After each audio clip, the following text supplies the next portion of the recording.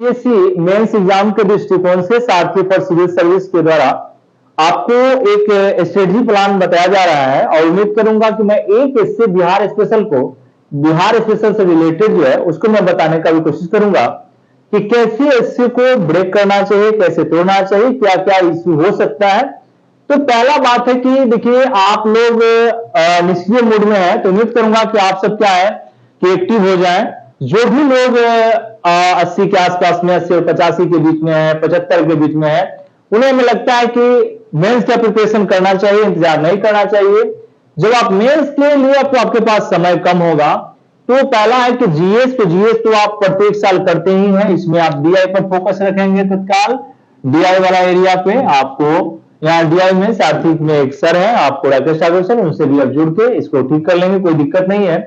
बात है कि बिहार से रिलेटेड जो एस्से पूछे जा रहे हैं, तो एक तो भारत संबंधित एस्से होगा और वह आपको दार्शनिक, एक एस्से उसमें दार्शनिक से रिलेटेड होगा।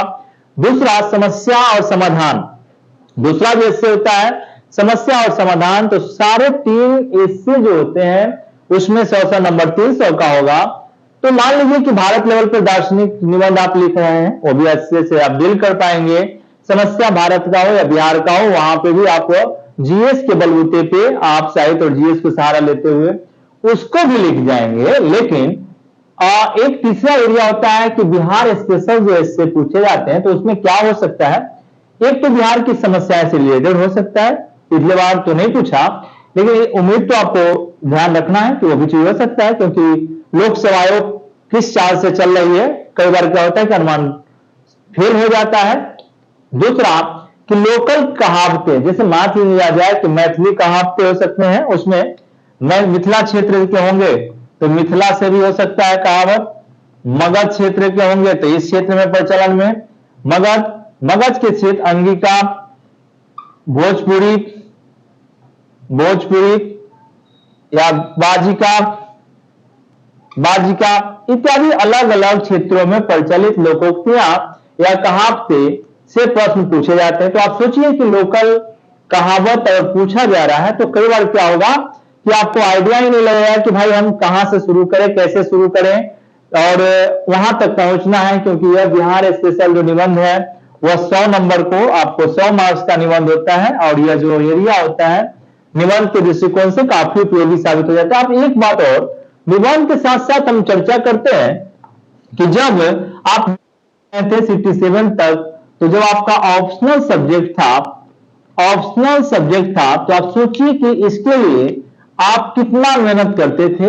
यह भी आपके 300 मार्क्स का है, पहले होता था, अब इसको क्वालिफाई नेचर का बनाया गया है। तो आप बताइए कि अब एक एससी आ गया, आपको एससी जब आया है तो आपको पता ही होगा कि एक एससी में आप देख पाते हैं कि साहित्य भी होता है, उसमें साहित्य भी है, दर्शन भी है, इसमें इतिहास भी होगा, इसमें समाज भी समाहित है, इसमें अंतरिक्ष भी है, अंतरिक्ष भी आप देख पाएंगे। इसमें आईआर का भी एरिया होगा, इसमें आईआर के साथ साथ अर्थव्यवस्था भी दिखाई पड़ता है, शासन प्रशासन भी होगा, शासन प्रशासन भी होता है, इसमें पर्यावरण भी आप देख पाएंगे, जलवायु और पर्यावरण भी इसमें निहित होता है। तो आप सोचिए कि साहित्य है, दर्शन है, इतिहास है, संस्कृति वाला पक्ष होगा, संस्कृति एक होलिस्टिक एरिया होता है, बड़ा सा एरिया है। धर्म है, इसमें धर्म भी और इंक्लूड कर देंगे आप सब धर्म। तो जो धर्म है, इतने सारे एरिया है और ये भी नंबर कितना का है, यह भी आपको नंबर निर्धारित कर दिया गया है कि 300 मार्क्स का होगा। यह कितने मार्क्स के होंगे, तो 300 मार्क्स का होगा। अब बताइए कि आप बीपीएससी की प्रिपरेशन कर रहे हैं 300 मार्क्स का, एक बच्चा एक स्टूडेंट है कि प्रॉपर बीपीएससी पे फोकस है। दूसरा, आपसे यूपीएससी वाले लोग, यूपीएससी के जो स्टूडेंट होंगे, यूपीएससी के स्टूडेंट कंटिन्यू एसए पर 250 मार्क्स का काम करते रहते हैं, तो इनका पहले से स्थिति बेहतर होती है। यूपीएससी वाले जो भी स्टूडेंट होते हैं उनका कंडीशन पहले से, अब उनको मात्र काम करना भी होगा, तो क्या होगा कि वो ओरिजिनल जो 100 नंबर का होगा उस पर काम करेंगे।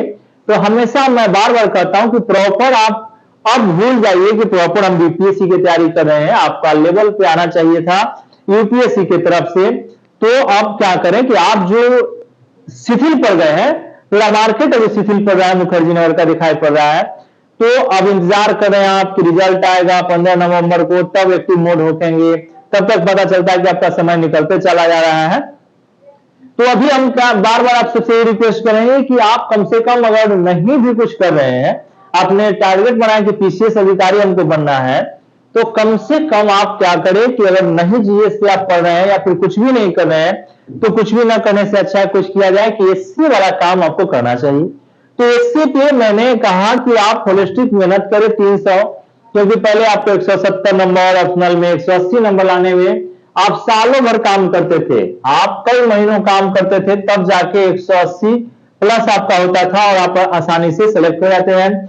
जैसे इस बार 67 बीपीएससी में क्या हुआ कि कुछ लोग तो अच्छे से क्वालिफाई कर गए, लेकिन वो अंततः क्या हुआ कि असफल हो गया, कहीं ना कहीं उनका मार्क्स, मेंस का मार्क्स कम गया होगा, और मेंस का कटअप आप देख रहे हैं कि अच्छा चला गया, 470 के आसपास में गया है, और 452-53 ओबीसी का गया है, और 100 नंबर, सोचिए 550 100 नंबर इंटरव्यू में तो लाना बहुत मुश्किल है। तो इसका मतलब है कि जिनका मेंस का मार्क्स कम था, और मेंस में कम मार्क्स होने के कारण आपका इंटरव्यू में अच्छा भी मार्क्स अगर आया होगा, 100 नंबर तो बहुत मुश्किल है।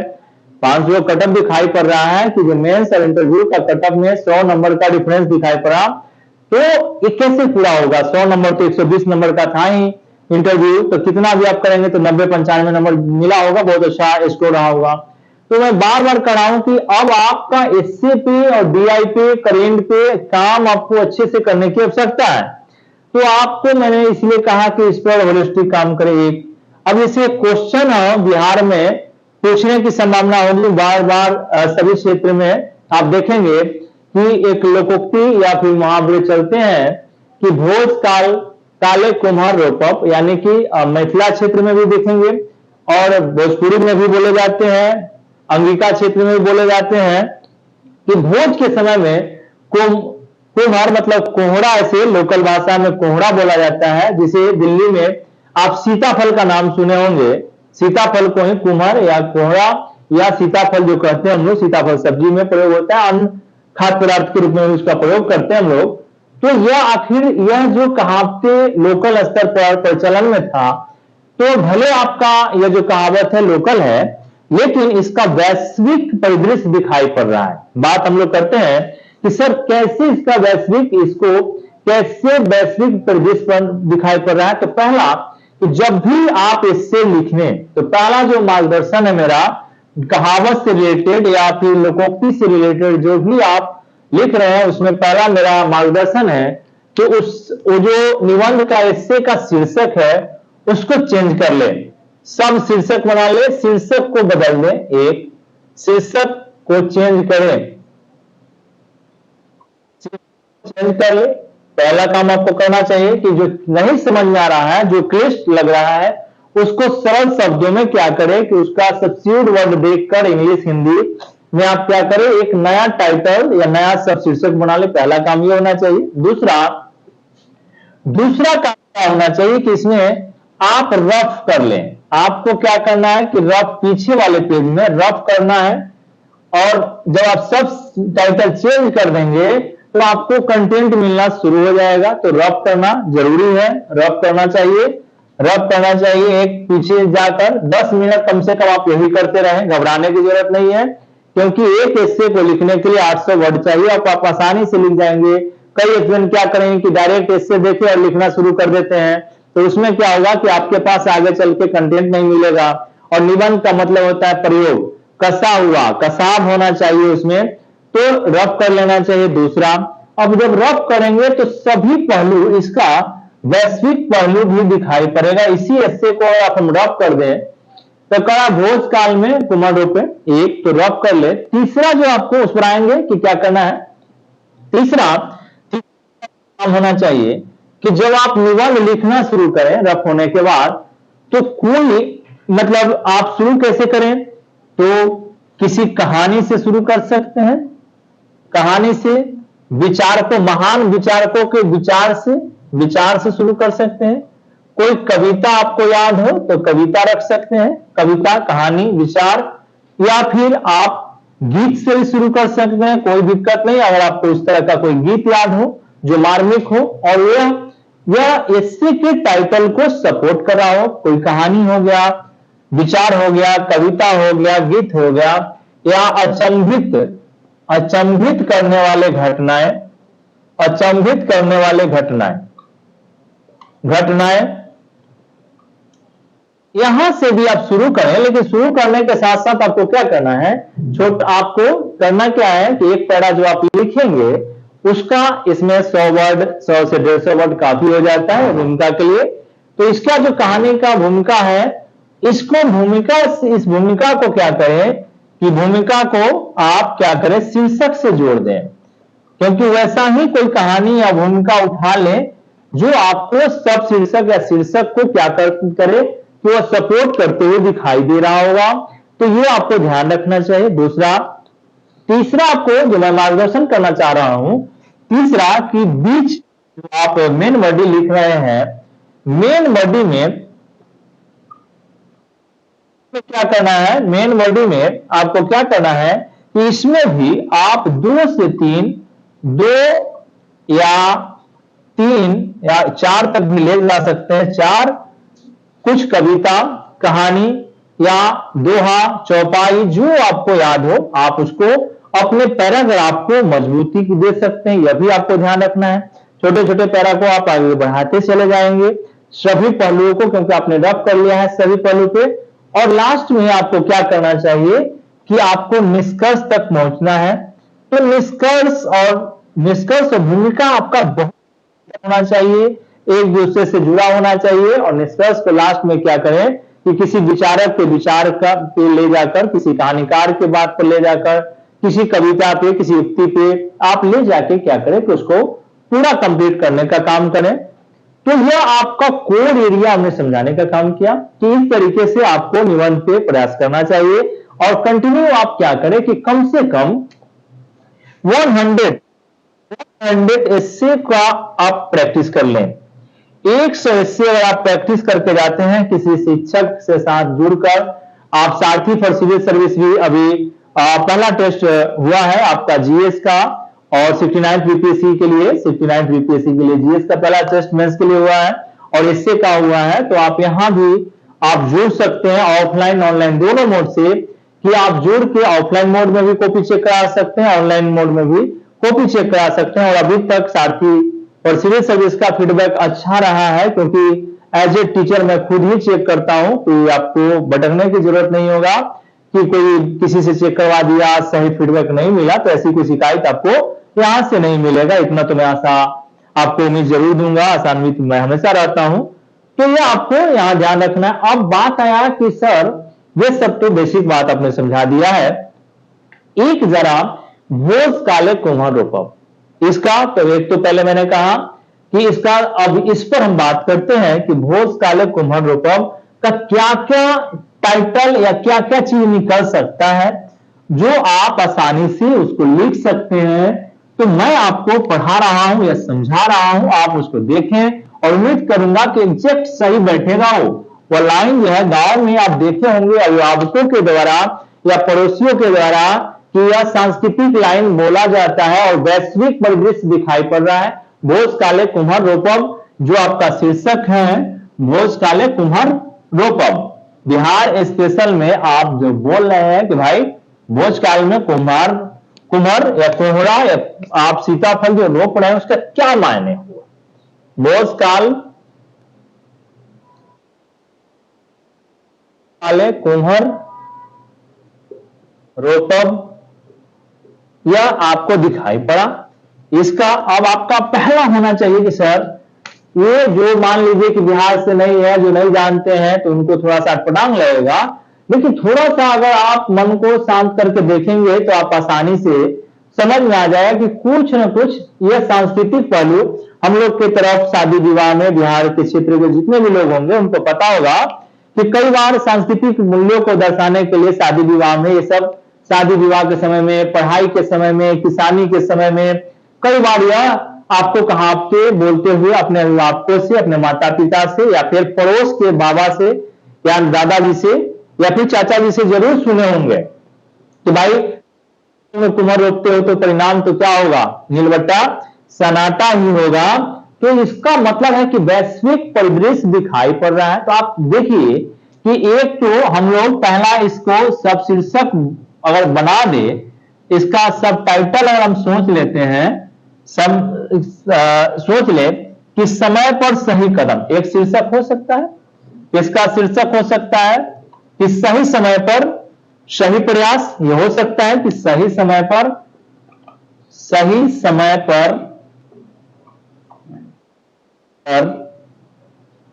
सही प्रयास होना चाहिए, सही प्रयास, यह हो सकता है।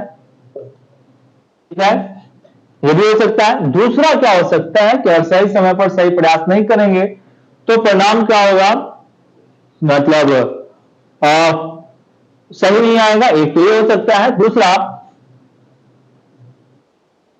कि गलतियों को बार बार दोहराना, यह भी हो सकता है, गलतियों को बार बार दोहराना, बार बार दोहराना, यह भी सब शीर्षक हो सकते हैं। जैसे अब आपके मेन बड़ी, मैंने कहा कि सबसे सही समय पर सही प्रयास अगर आप नहीं करते हैं तो उसका क्या, जैसे सपोज दैट आप देखे होंगे कि भोज काले कुमार को मैं दिल्ली से सपोर्ट करना चाहता हूं, दिल्ली के एग्जांपल से पुट करना चाहूंगा कि मान लिया जाए कि आप देखेंगे कि दिल्ली में क्या होता है कि दिल्ली में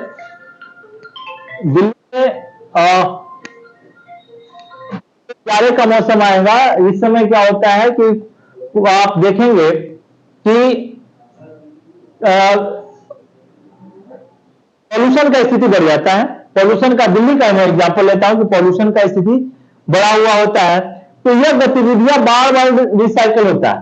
प्रत्येक बार जब प्रॉब्लम सामने आएगा तुरंत क्या करता है सरकार कि समाधान के लिए कदम उठाएंगे। सरकार क्या, तुरंत सॉल्यूशन, लेकिन अस्थायी सॉल्यूशन नहीं निकाल पाएगा। उसका नतीजा क्या होता है, बार बार बोलते भोज काल में कुम्हर, यानी कि जब पॉल्यूशन आया तो आपने क्या किया कि सक्रियता दिखाई, और फिर क्या हुआ कि जिसको जैसे फिर मौसम अच्छा हो गया फिर आपने छोड़ दिया, फिर अगले साल वही हुआ, फिर अगले साल वही हुआ, ये कंटिन्यू। एक दूसरा आप शादी विवाह में देखते हैं कि कई बार क्या होता है कि हम लोग जो शादी विवाह के समय जब मौसम आता है, या जो बिहार के समय में आप ज्यादातर शादी देखेंगे मार्च के बाद शुरू होता है, तो उस समय क्या हुआ कि शादी के कार्यक्रम में देखा जाएगा बोलते हुए कि कुछ ऐसा प्रोग्राम हम लोग छोड़ देते हैं खाने खिलाने में भी, जो और छूटने में क्या होता है कि तत्काल कोशिश करते हैं कि उसको पूरा करें, और पूरा वो नहीं हो पाता है तो अपने समाज के बड़े बड़े बुजुर्ग क्या बोलते हैं कि अरे भोज काल में तुम कोमर रोप रहे हो या कोहरा रोप रहे हो तो कभी भी परिणाम अच्छा नहीं होगा।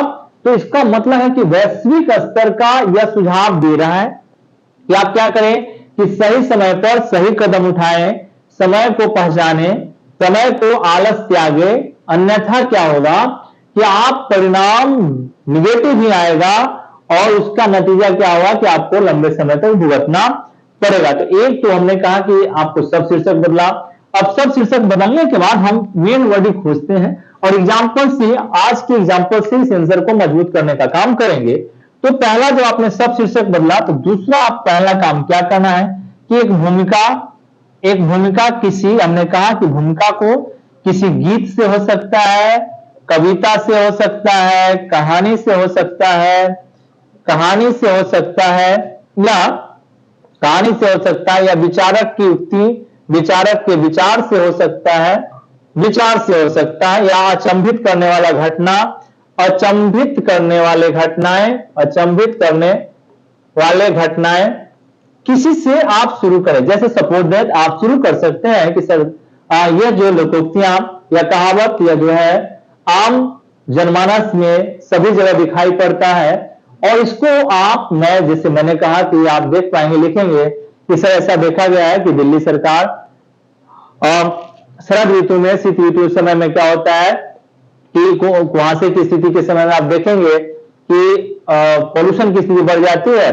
तो पॉल्यूशन की स्थिति होने के साथ ऑड इवन गाड़ियां चलाना या अन्य गतिविधियां की शुरुआत करती है, लेकिन जैसे फिर मौसम सही हो जाता है तो बड़े स्तर पर पॉल्यूशन से बचने के लिए काम नहीं किया जाता है और अंततः यह बार बार घटनाएं दोहराए जाते हैं, जिसका परिणाम बेहतर नहीं मिलता है। तो यह सही दिखाई पड़ रहा है कि भोजकाल में कुमार, यानी कि कोई मतलब जब समस्या आया तो उसका समाधान कर लिए और फिर क्या होता है कि हम लोग निश्चिंत हुए। एक जैसे मान लीजिए, दूसरा आप लोग सुने होंगे कि छठ पूजा के में, छठ पूजा के समय में मान लीजिए बिहार के लोग हैं तो छठ पूजा बड़े आस्था के साथ उसको मनाते हैं।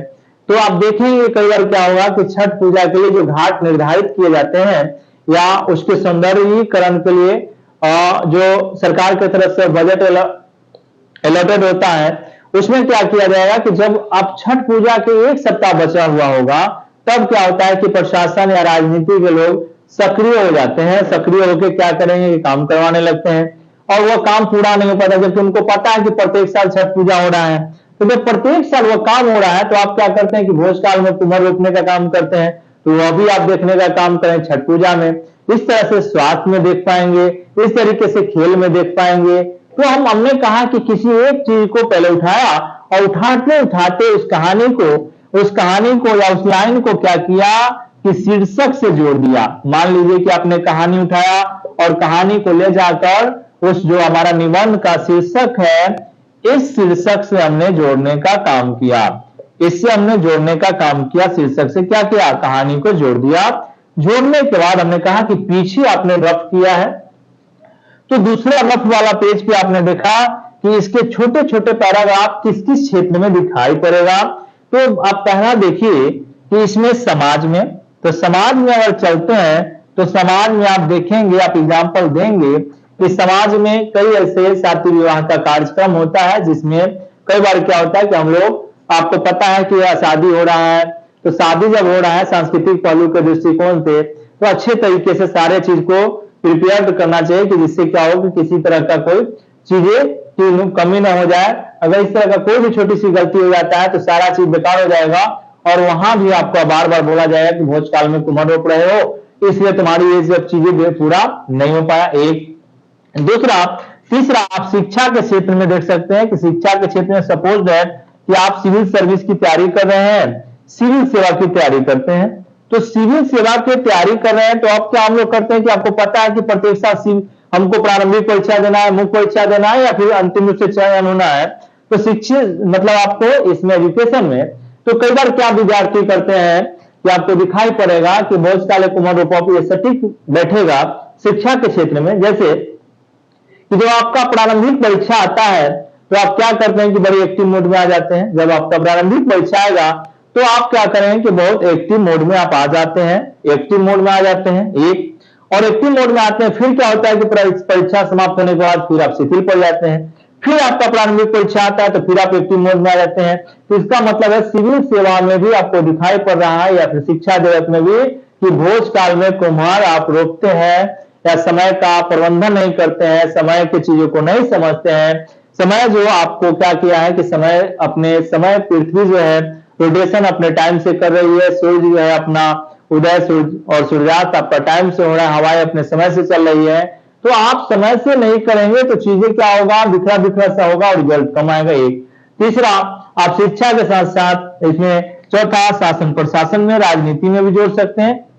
जैसे राजनीति में जोड़ सकते हैं, राजनीति में मान लिया जाए कि नक्सलवाद की समस्या हो या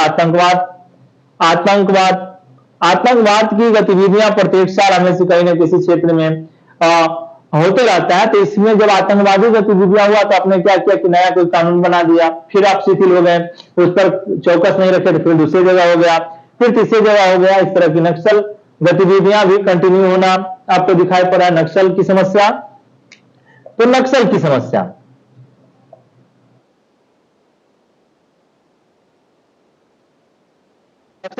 तो इस पर क्या है कि आपने क्या किया कि कंटिन्यू आपने जब नक्सल समस्या हो गया तो तुरंत आपने क्या किया कि कोई कानून बनाया, फिर आप उसको सही से नहीं लागू किए, तो यह भी आपको क्या हुआ कि भोजकाल में कुम्हार रोप भी दिखाई पड़ेगा।